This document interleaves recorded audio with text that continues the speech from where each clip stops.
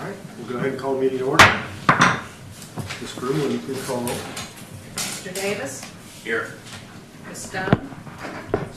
Dino M. Paspalakis? Here. Mr. Mayara? Here. Ms. Ramsey? Here. Ms. Register? Here. Dino T. Paspalakis? Here. Mr. Phillips? Here. Chairman Lee? Here. All right, so it looks like we have on the agenda approval of corrected May minutes. Has everyone had a chance to review the corrections suggested by staff? And do we have a motion to approve the corrected minutes for May 14th, 2014? I make a motion to approve the minutes. Is there a second? All right. The motion is on the table is to approve the corrections recommended by staff to the May 14th, 2014 minutes. All in favor, please respond by saying aye. Aye. All opposed, respond by saying nay. Motion carries. We also have on the agenda to approve the July 9th, 2014 minutes. Has everyone had a chance to review those minutes? And do we have a motion to approve the July 9th, 2014 minutes? So moved. Is there a second? Second. All in favor, respond by saying aye. Aye. Aye. All opposed, respond by saying nay. All right. Motion passes. So that brings us to BOA 2014-018, variance article 18, section 6.17, real estate signs. Again, this is just any motion that's made is just recommending that the Board of Adjustments approve the variance request. So, Reed? Yes, if I could, what I'd like to do is turn it right over to the applicant and allow them to introduce what it is that they're trying to achieve through the Board of Adjustments. Well, that was a nice handoff. For the record, my name is Glenn Storch. I represent Bayshore Capital, who are the developers of the new Hard Rock coming in. As you know, one of the things we've been working on is a lot of things. We have been in the process of marketing the condominiums. We've been in the process of designing the hotel and the condominiums. We've been dealing with the beach driving issue to some extent. That's sort of been an interesting thing, which almost derailed this whole thing. So far, so good. What we're asking for here is an opportunity to put some signage on the property that actually makes a difference, that shows what's going on, shows the project coming about, lets the people who are put the reservations in where this is, how this will all play out.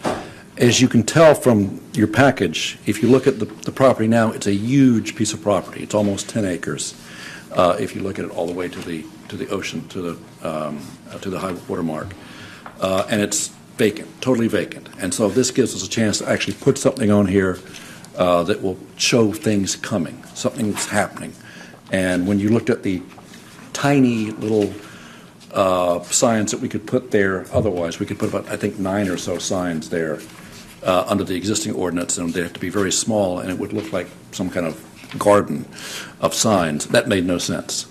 And so everything we've tried to do is we've tried to work with the city on bringing up something that's better and brings in the kind of market that we're trying to accomplish. These signs are very similar to some of the billboards that not the size of them, but the verbiage. Some of the billboards we've put up along the I-4 corridor. I don't know if any of you have seen those, but it does give us an idea of what's going to happen. It gives you a sense of what this place will look like, and that's what we were after here. I don't know if we anticipate people coming up and seeing the sign and saying, oh, I have to buy one now. But this does give everyone a chance to say, this is the project, and it's coming. Coming before you also gives me the chance to tell you what's been going on. Right now, we're able to accept reservations only because the condominium documents have not been approved yet. We've received over 100 reservations with deposits, so that's a good thing, since there's only 99 units. It looks very good. We anticipate our condo docs will be done and approved probably in January. We are in the process now of breaking ground soon. We're in the permitting stage, if I remember correctly. On the Wisteria parking lot, we're required to put a 23-space parking lot with handicapped access at Wisteria, so that's going to be starting soon. We'll be moving the other access point to the south side of the property. That will take place within the next 2 to 3 months. So things are moving, and you're seeing it. We're more than halfway through the design stage, and you can imagine the design stage for something like this is somewhat complex because of the hotel on top of the hotel on the bottom of the condominiums. And that's one of the reasons why the condominium documents have been a little unusual, because you have to make sure that who's going to maintain everything and how it's going to be maintained and who pays for what. But those are going well. Do you have any questions as to where we are in the process, what's going on about this particular variance request?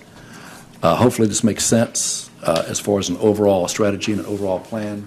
We've worked closely with the staff on this, and again, I think this is something that we've all been looking forward to, and I'm just doing my best to push as hard as I can. Can you refresh my memory? The parking lot, is that across the street from Cuban Crafters? I don't know where it's across from. I know it's next to or across from Wisteria. It's close. Further south. Yeah, it's out Okay. north. Cuban Crafters is next, the other Further side. north. Yeah, further north. You've got, across the street from Cuban Crafters, you got the Nautilus. Mhm. Then next door, you've got the roadway, and it's the empty lot just north of the roadway in 1503 South Atlantic. Okay. It's about a 60-foot area that will be used for the 23 parking spaces. Okay. Thank you. Thank you, Randy. I live there. At Cuban Crafters, or? I live right behind in the neighborhood. And hopefully he'll enjoy the parking lot. There's a 4-acre site across from Dino's building that a lot of people think is the Hard Rock site, but it's actually quite a bit further south. I see. Yeah, and you can see how wide this site is when you look at it, and it's all vacant. So it's we'd like to spruce it up some. Okay. Anything else? All right. Thank you very much. Right. Thank you, Mr. Storch. Reed, as I read this, is there any change to the recommendation of city staff, which is that they recommend the board support the applicant's request for a variance and recommend the Board of Adjustment approve the applicant's request as proposed? Staff through that memo has demonstrated why I think the board should support it, and we haven't changed that position. Okay, thank you. So is there a motion? I move for approval with staff recommendations. Is there? I second. I'll say. All right, is there any board comment? All right. All in favor of recommending approval of BOA 202, recommending to the Board of Adjustment that they approve BOA 2014-018 variance request, respond by saying aye. Aye. All opposed, respond by saying nay. Motion carries. And I do have a comment. This shows how important this project is to this community, to see everybody here on this board here tonight for a single item on the agenda. I can't tell you how much I appreciate it. I know it's not easy to get away from your schedule, and so I really do appreciate you being here. Your encouragement in some of the other things we've done has been really important to us, and I think it's one of the reasons why Henry is so passionate about this project. Yeah, but Glenn, there's no John Nicholson, so it's not important enough. Maybe he didn't read the memo. Well, thank you for your comments. Thank you. All right, so moving on to the next agenda item, which is the redevelopment projects update. Reed? Well, you've just heard from one of the hotel updates, so thank you, Glenn, for getting us started. And the second item is with the Russian Hotel, and you've seen the progress there. They're really cleaning up the site, and they are progressing with the permits. So we've got 2 projects moving forward. I know there's been a lot of hearsay out there in the community, but we continue to reinforce the fact that the activity is moving. Sometimes not as quickly as everyone wants, but it's going forward. So we'll keep our fingers crossed. We're going to see that dirt moving and cranes in up in the air. Do we know when the Russian project that the dirt's going to be moving? No, we're going to, I think rather than commit to some time, we're going to, if I would guess right now, I would tell you in the early part of next year. I don't see it all really happening before the end of the year, but I like to be wrong. I heard the Hard Rock is delaying a year till 2016. Is that correct? Well, I don't think it's a delay. They've had some adjustments back, but they've always planned on a 2016, 2017, and some of that ties around the large race events, and I don't know if that's still going to be the case, but we're really not going to try to pigeonhole anyone into that date when they're going to finish up. Obviously, it's money, time is money, and once they get started, they got to get in and out as quickly as they can. The important part is to see something going in the ground in terms of foundations. Then we should be really excited.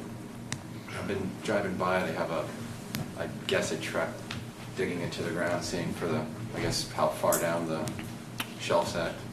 So where they can, I think it's right about where the parking garage is going to go. Yeah, they have to do all of the borings, and there's quite a bit of work there. So progress is definitely going. Right. It's good. All right, any more comments, Reed? With all of the other, not for hotels. Okay. I do want to quickly just make sure that I'm informing you about a couple other projects that are out there. And that is both the clock tower and the band shell. We have a grant now for the roof repair. We're doing that in the band shell. We have our requests in and for the clock tower for a grant, and we are also looking at a historic preservation grant for the band shell that would also address all of the coquina work. And then complementary to that, as you know, there is the Glen Ritchie Plaza that's been proposed, and that's an important project that kind of fits into all of this. So we're in the initial stages of working through how this is all going to happen, how the grants are going to line up, and so that we can do this right and not interfere with all of the activities we're trying to have out there as well, because we just finished up a very successful summer concert series that I'm sure Dino can Don't steal his thunder. add on to. So I just want to make sure that everyone just is aware that we're going to be making some major efforts in cleaning up a lot of that old coquina, and even the Main Street Arch is out there as a future project. Hopefully in the near future, in the next year or two, we'll have that as a proposal. Awesome. Okay. The land development. Wait, before you go on. Yeah. Sure. When I was at the county council, they made a point to advise the city and basically us that not to come back to them for any future ECHO grants that had to do with repairs and stuff like that when they gave us the money for the roof repairs for this time around. So this is the state of Florida. So we've been up in Tallahassee and our people. Well, but we still got the ECHO funds from. Right, exactly. And thank you. You were part of that. And I think now it's trying to see if we can get the state funds, which for a long time there was very little money in there. This year there's been a fairly healthy funding for historic preservation, and that's what we're trying to tap this year. Okay. The Land Development Code rewrite, the Planning Board meeting is next week, and I believe it's next week, the 18th. And that is a Thursday night in this room. So if you're interested in that process, you might want to attend or listen in, because I know a long time ago we all talked about this, and the E-zone plan regulations, for example, those are not a part of this. There was a determination made that would be if we're going to pursue those regulations, that would be at some time after the LDC rewrite was completed. Is that right now online in the version that's going Yes. before the planning board? Yes, there is a version that is available for you to see. That's the final version that's coming to the planning board. Okay. The Lenox Park Open House coming up on October 4th. This is really an idea that was put together by Jack White. As you know, he has the WC grant. If you've been out there lately to the site, he's got the land has been raised up to get ready with the utilities so they can start the vertical construction for what they're trying to sell. Part of the idea is to celebrate the history of the Lenox Park area and some of the amenities and really bring that whole neighborhood together and allow for the people who live there and are interested in historic preservation to come out and go to the Lillian Place. That is just getting off the ground, but we'll have the Cornelia Young Library open. The city will actually have a display in there. Hard Rock is going to have a display in the building there. Jack White will be out at the site itself with a tent. They'll be giving information out about their project. And then there'll be several other areas where you can visit around there. There'll be a map, and there'll be a lot of promotion going out as we get closer to that event. What date was that? October the 4th. It's a Saturday. And if you don't know where that library is, right next to the Peninsula Club. And it looks right back over at all that land we assembled for commercial development, whether it's a grocery store or some other kind of commercial development. That's an important piece of ground. Now, before the meeting, Glenn Stork was talking to me, and one of the problems he mentioned that area is having is a homeless issue. Is there, Randall, can you elaborate? It's still a problem. Okay. The next item that I want to bring to your attention is the report on dealing with the homeless situation. That opportunity is on October 1st. That's when it will be presented formally before the City Commission, and Dr. Robert Marbut will be here to make that presentation. It's quite a complex effort that's been going on. I mean, even we have a report, but in the background there have been many discussions with a lot of different governmental bodies. The good news is the cities as a whole are behind this effort. So Daytona Beach is not alone. The county, we're still working through that in terms of how that's going to happen. So I would just say stay tuned, and we'll see how that goes. But our effort is clear and is committed to solving this problem. More individually to some of the issues that might be on the beach side, if you know of something, we have Captain Newcomb over there that is very happy to take those calls and make sure it gets resolved. And I'll tell you, there was while I'm thinking about that, there was another effort that was ongoing. We were having problems with parking. Did we talk about that in one of our last meetings, about it being resolved? So I won't cover that ground again. But you took care of it. You did take care of it. yeah, so we've good news for tourists, people coming to visit us. Won't get as many problems with parking in our public parking lots because we got more clarification with the enforcement side of the business. And so thank you, Gilbert. You helped us greatly on that one.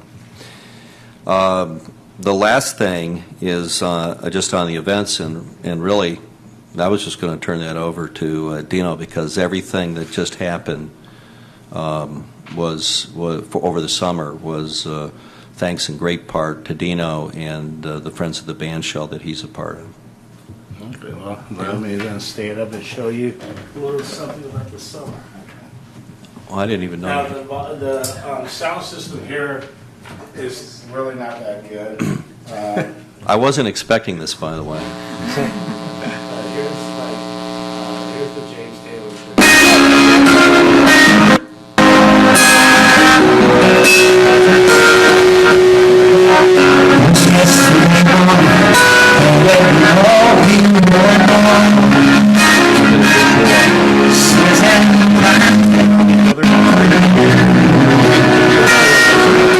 On the screen yet.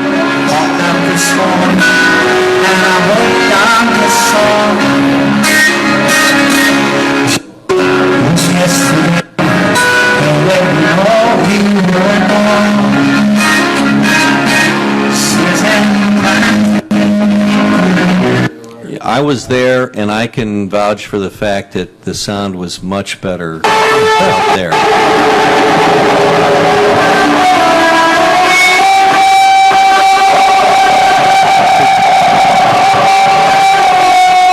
Guys, could you turn down the sound a little bit? No disrespect.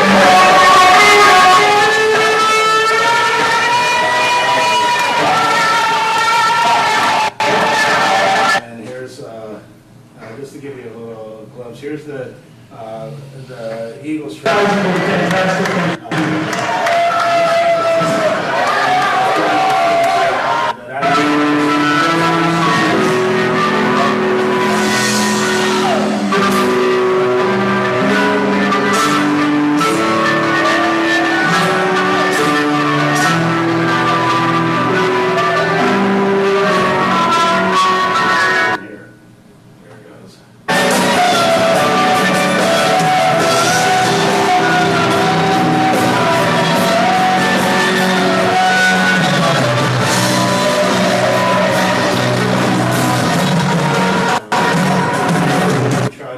Do their best to mimic the real thing. Here's, let me give you a couple more, and then I'll be done.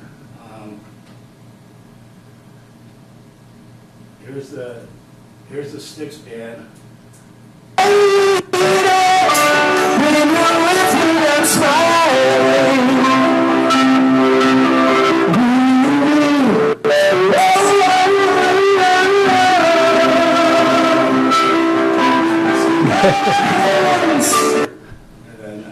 thought maybe you were body surfing. And Dino, the one thing I can say is crowd control was always our challenge, throughout, and because we had so many people inside those walls, it was just packed.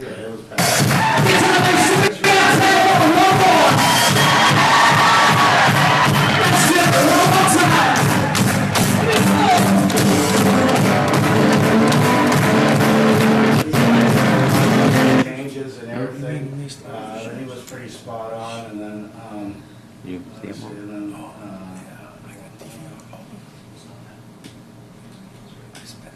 this is the Billy Joe. Some more speakers that work?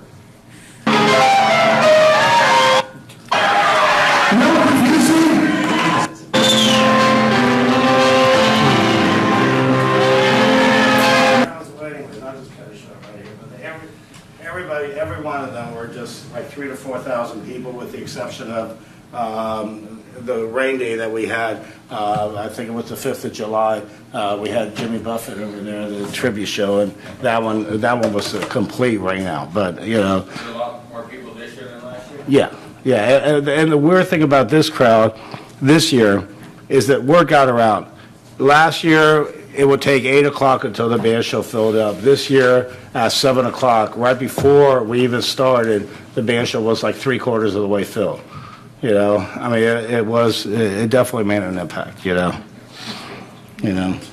thanks. And then Suzanne was asking me earlier about the street performers, which I had that too, but I forgot to put it up. But we had David Furman, who was America's Got Talent semifinalist last year, performing for free every night. And he was, and we had another juggler and an escape artist and stuff like that, but David Furman was really, if you missed him, hopefully he'll be back next year again, but he was great. Awesome. Nice job. Thank you. You're welcome. And just want to add one more thing when it comes to events. Labor Day knocked it out of the park, not only because what were there, 30,000 people estimated out there on the beach? That's what I heard. I don't know what the estimates were. And- It was crazy. Yeah. And I didn't even show that one. That was a Journey tribute, and that was unbelievable. Which the Friends of the Band Show had a meeting. We decided to go ahead and just pre-book Memorial Day of next year and 4th of July next year. So Memorial Day, we're going to go with the Bruce Springsteen tribute because he has Born in the USA. So we figure with Memorial Day that's good, and then we're going to go again with the Eagles tribute for 4th of July. It seems as though that's a very family-oriented band, and everybody really enjoys it. So, Thank you. but we are going to mix it up, just like the Bruce Springsteen. But anyways. Great. Well, the Main Street Summer Nights, as it went through the process, we've already heard about that. But I can tell you, it ended with a bang when the Rum Festival occurred on Labor Day, and that was an all-day event that had the pirate ship out there, and it was a great thing. And the kids came out on Main Street, and they had a great time. So the families were there. It turned into the adult event that we all know it's going to become in the evening, and apparently that was very successful. So a lot of people have put in a lot of time to make this happen, and so we're hoping as we've gone along and kind of learned a few things as we're experimenting on some of these. Obviously, great formula out at the band shell right now, and what people want, and I think we're continuing to look at different ways, both as a city and with the Main Street's Merchants Association, how to make some things happen in the future that are going to be great for us. Speaking of Main Street, there is quite a bit of activity going on in terms of people who are looking at moving into some of the buildings that have been sitting there for a while empty. So I'm not telling you anything's happening yet, but there's a heck of a lot more activity than I've seen in a while. So that's all good. There has been some suggestion that those buildings that are down at the corner of Peninsula and Main Street may get demolished. All of them. So Which one? this, I'm right at, excuse me, did I say, I'm not there yet. Halifax? Stephen Thank you. Steyer's? There's three buildings together on one lot. The red On and the, white buildings. I'll get this right. It's on the southeast corner. They've been bank owned since like Right. 2007. Nick George's. Well, the bank has it now, and we have a demolition request in, so I'm just letting you know, He was part of the Nick George deal. so you're not surprised if those buildings do come down. Are they coming down to build something else? Not at this time. No, that's not the, This time it's just there's no request for any kind of development. This is a bank, and they're just looking at cleaning up the code issues that are out there. So Does it sound like they have somebody that wants to take it once they clean it up? we're not aware of that. Is that part of the Main Street that that does not have a parking requirement? No, that is a part that is in the Gateway RDB 3 that does have a It does have parking. a parking requirement. Okay. But it's Yes. still going to have parking. That, Okay. as I recall, those buildings have some hefty code issues with ADA bathrooms, and one of my ex-partners had those listed for that bank in like 2008, and it was pretty much unmarketable. You know, they try to get an occupational license with the city to do almost anything. So. Is that all? All right. Are there any other comments for Reed on the redevelopment project update? All right. I don't see anyone out there, but if there is anybody out there anywhere that would like to make public comment, now would be a good time. And then we'll move on to board comments, and we'll start with you, Tim. Tim? Tim? I think I have a question. Oh, sorry. I'm feeling your question. That's all right. Oh. No, I don't have anything to add. Thanks. Gilbert? No, sir. Randall? Good. Carrie? No. Dino? I've talked enough. Thank you. Suzanne? Yes, I'd like to address Dino's question about the homeless in that area, that you understand that that's a serious problem in that area. Okay, I live in that area, and I can tell you it's a very serious problem, and I'm glad you brought it up, because I really thought that everyone was very aware of this. So on 5th Street, there is a building called the Miracle Center. And it used to be owned and operated as a church. And that church, and I don't even know the name of the church, they moved out west somewhere. But they left the feeding of the homeless function there. And because of that, many residents, such as myself, who have moved in there in the last 3 to 4 years, 5 years, and have invested substantial money in our homes, we feel that the homeless issue, on which I work with Captain Newcomb all the time, with homeless people that are sleeping in the yard, sleeping on empty porches, sleeping in backyards. I work with him all the time. I know who the people are, and we're very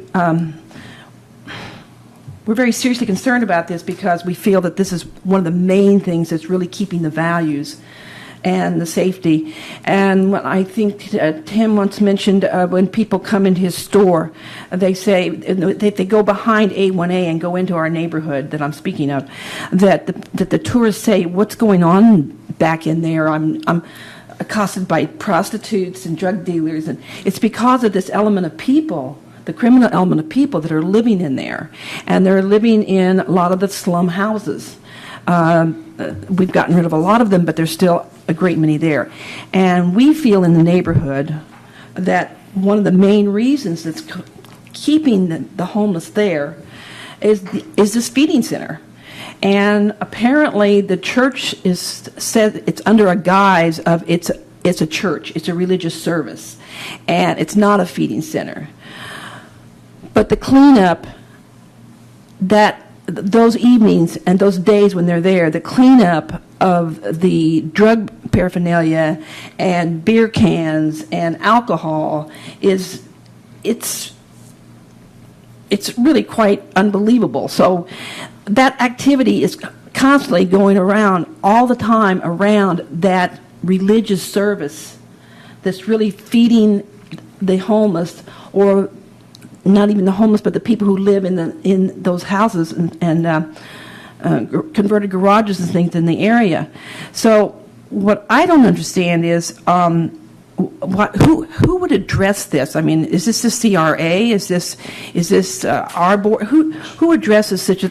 My understanding is the CRA doesn't allow feeding centers in the CRA areas or districts. Is that true? There is a prohibition of feeding, and that is the case. Now, when it occurs somewhere on private property and not in the view of code enforcement, and it can't be proven that there's and it is a religious service, and people are coming in there and then they're leaving. We've had code out there before. I know. And I think we've gotten a lot of press over that before. Mm-hmm. And so I would have to go back and ask what we're doing differently. But I would say they've made an attempt, and at this point, they don't have an answer as what to do to address what's going on inside the building. Well, then would the people that live in the neighborhood, such as myself, would we take up a petition, and would we give that petition to whom would we give that to at the city to have this investigated? Because, we are of the belief that it's not a religious service, it is strictly a feeding service that's going on there. I would ask you to address it to the city manager. City manager, Yes. okay. And bring it to his attention in whatever form, a letter, petition, however you want to, about the situation that you wanted addressed. And I'm sure he will make sure that you get a response. Okay. Because in addition to the residents, I mean, it's become an issue to Hard Rock, and you don't want to, like chase them away in any way, shape, or form. Right. We are addressing that specific issue out at the site. What specific issue out at the site? They have a house there, and there's some homeless that are gathering around the house. Oh, on the Hard Rock site. Right. Right. They're all over the place. I know. They get behind your buildings, and Oh, yeah, I It's- chase 10 a day. right. It's early in the morning, and just get out. Well, the church that sits the second thing that and the people in my neighborhood think that really contribute to this, the homeless staying there, is I think it's the Methodist church that sits on Grandview and Harvey.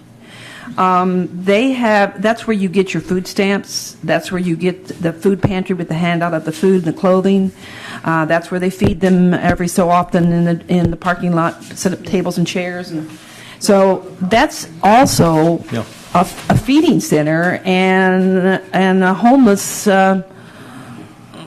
place they go to get all of the, like I said, the food stamps, the coupons, and all the assistance. Is that allowed in a church in a CRA neighborhood? Because it's sitting right in the middle of it. It's not allowed. You're not allowed to have the feeding. Okay, that's code. Yes. So it's that provision is clear.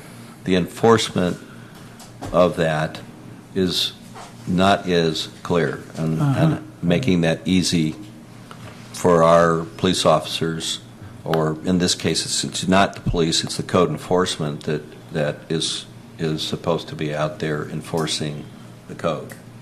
Well, are they allowed to have the food stamps and the coupons where you pick all that up and the free clothes? And I mean, are they allowed to have that function there in the CRA? Go ahead. It depends. I don't know about that specific site, but I know Catholic Charities, they have a special use permit that allows certain activities. I believe some of those listed. My mind's a little bit drawing a blank. I know they were asking for them. I don't know if they received them or not, but they have a special permit to do that. So it could be a site that has those abilities, but I don't know specifically offhand if they do. Well, I would suggest when you have, now, I'm also thinking Our Lady of the Lords has the day they hand out all the food and that sort of thing. So that's three that I personally know of. That's three major feeding centers and assistance to the homeless, which obviously I believe there should be that, in our community. But if it's not supposed to be legally in the CRA, I would think that alone would be enough to stop having that there, function there. Well, if there was something existing, these prohibitions, I'm not sure how long the feeding program one has been in there, because I know we added some prohibitions. So if it pre-existed the prohibition, they can stay there. So, but it would take, code would need to look at the specific properties you're talking about and determine, what are they legally allowed to do and what are they not. So just because it's prohibited now doesn't mean it. So you're saying they're grandfathered in on. I'm not saying they are. I'm saying it's a possibility. Well, it is. there's an overlay here. Maybe it's a little more complicated than that, because there is an ordinance about having homeless services out in redevelopment areas, and everyone was asked, whether you're the Salvation Army or anyone else within a redevelopment area, you had to register. So there was a grandfathering in the sense that if you registered and you showed what service you had that was legitimate at the time, and we approved that. There's no record that I'm aware of on the beach side of anybody receiving any registration for any kind of a service that's recognized. So that goes back to the next issue, which is any number of churches and religious institutions who are feeding and conducting some kind of religious worship event or whatever they're doing. That's where some of the difficulty is when it comes to the enforcement is trying to deal with that particular use, a place of worship.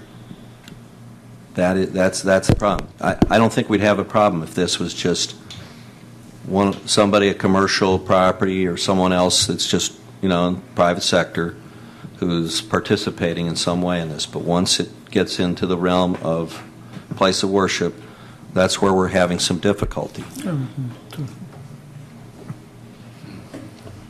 So you could tell I don't have an answer that's a good answer. We think we have some good answers coming up on October 1st to deal with maybe the bigger problem with the specific ones that you just mentioned, because you named some locations. What I can do is get back to you, Suzanne, on those particular ones and see what we're doing about those activities. Okay. Okay. Okay, thanks. No, I can, yeah, sorry. I can tell you, Mr. Berger, you're gonna hit a wall, because all three locations she mentioned, they've been doing it for years. 3 times a week, we get an invasion. Like the police department said, we can deal with the prostitution. They can take him, get him arrested. But you cannot stop when they're on private property at the church, line up and getting food twice a week. And all you got to do is, I think it's today and either Monday or Wednesdays or something like, and it is a big problem. But we've been trying for many, many years to get them on the west side. We'll build a building. Well, that's my solution. Yeah, you're not gonna. You're not. It's not something new. The homeless. Captain Newcomb will tell you, prostitution, thefts, everything else, we can deal with it. We can deal with. As a matter of fact, either Melbourne or Colco just came up with the city ordinance that the homeless are not allowed in certain areas. In certain areas of the beach side. But as far as the 3 locations you mentioned, it's been going on for years. And it's not only the residents where you live. If you go to Ladies of Lord, all those residents over there, all you got to do is talk to them. They have the same problem. Well, I would suggest if we're trying to create a 5-star resort, beachside city, beach town, with the Hard Rock Hotel, 4 stars, 3 stars, Shoot for 4. 2.5, that this has to be addressed, and somebody in the city government has to address it, because they're the only people that have the authority to do anything about it. But you cannot continue to have homeless feeding centers and create a Hard Rock Hotel resort, first-class resort atmosphere. It's impossible. It doesn't start It's only. totally It impossible. does not start only with the citizens. It's got to start with the state attorney, with the judges, with the police department. They let them from one door and they let them out from the other door. But So it's a problem that's, it's a bigger problem as far as the homeless, and especially on the beach side. Especially on the beach side. And the police department will tell you, we can arrest them all day long. But we arrest them today, they're out tomorrow. But if you look into the laws, in order to have a feeding facility, you must have a license from the state. You must have a food handler. You must have in the premise at all times somebody with a food manager license. There's certain, and then if you do have, you have to have inspections from the state. There's a lot of, the kitchens have to be inspected. They have if there's a host system, it has to be, you have to have a service at least 3 times a year. You have to have the fire extinguishers. You have to have the I restaurant. don't think they feed them. I think they give them food. Every No, at Miracle Center, they are in the kitchen. I've been in there. They're in the kitchen. They're cooking. They used to feed them. They stopped feeding them because there's too many people now. They give them the food. They delivered the night before.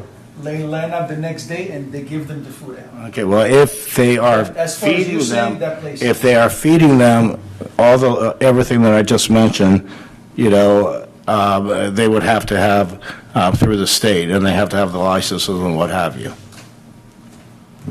I think what you're saying, Dino, is there must be plenty of laws on the board, on the Exactly. existence right now that Exactly. these So if people you're- would probably not qualify. Go there, then you get your picture taken in the paper that this guy does, or this person is kicking away homeless people from getting free food.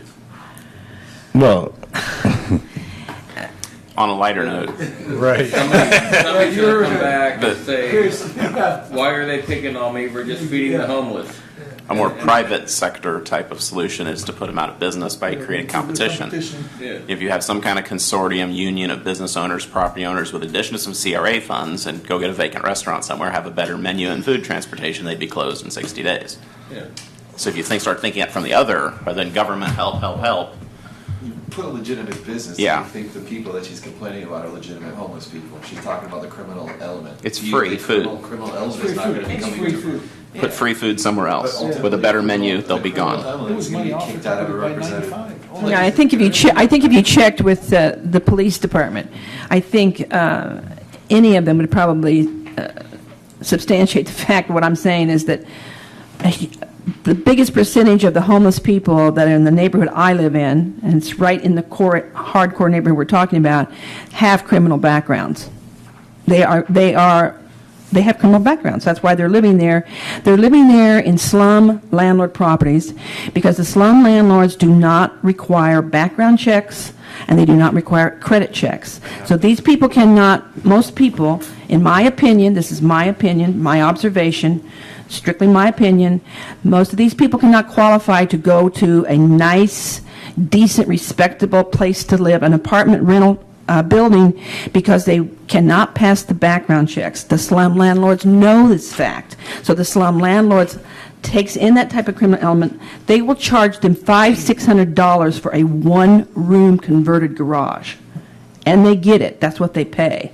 And most of the homeless people that live around these people that are living in these apartments, these slum apartments, they're like the fringe around the people who have the money to get into the apartments. And so it's a whole element of criminally oriented people, people with criminal backgrounds. I mean, criminal records. So as long as the whole neighborhood is filled with that, and many of them are there because it's close to the feeding centers. Many of them are there because they can rent slum apartments. I just don't understand how, when the Hard Rock Hotel and the Russian Hotel comes, and those guests come out of those hotels and they walk into our neighborhoods, which is just 1, 2, 3, and 4 blocks back from the A1A. I just don't see how their guests are going to come back to them and say anything, anything acceptable about Daytona Beach's beachside residential neighborhood. Tim, who used to sit on our board, he complained about it all the time. He said people would come into his store and they would say to him, "What's going on in these houses in these neighborhoods right behind your store? The people there, they're scary, We're accosted by prostitutes and we're accosted by drug dealers. I see drug dealers in cars up and down the streets all the time. I mean, I do. I know the cars. And until this is solved, we're not ever going to have a nice, decent residential neighborhood. And what are the people that are coming to these brand new, wonderful? What are the guests going to think when they walk into our neighborhood? Is that not a serious concern? Am I the only one that's concerned about it because I live in the middle of that neighborhood? So if I can, I would say that there are a lot of people concerned about it. And you bring up good points, and this is a good discussion. And, I think we'll find out more October 1 when, I can't remember his last name, Dr. Marbutt, thank you. Briefs the city council on what his findings were, because he spent, almost a year, or 6 months embedded. About 6 months. 6 months embedded in the community, and will most likely echo a lot of what you're seeing every day. Right, as well as talk about some of the social issues that lay at the root of it. And so I would encourage all of us that want to have an additional voice to go to that meeting on October 1st. And I'll tell you what my reply to that is. I don't know how much they paid for that embedded person, but they could have come right over to my neighborhood, and they could have asked me or any of my neighbors what's going on in that neighborhood, and they could have gotten it all for free. And you could have just gone to sunbiz.org, opened up an LLC, and charged the city. All right, well, thank you. It was a good conversation. Teresa, do you have any comment? I apologize for City loves to pay for studies. Oh, apology accepted. We're glad you made it. Dino? All right, I have no comment either. With that, meeting's adjourned.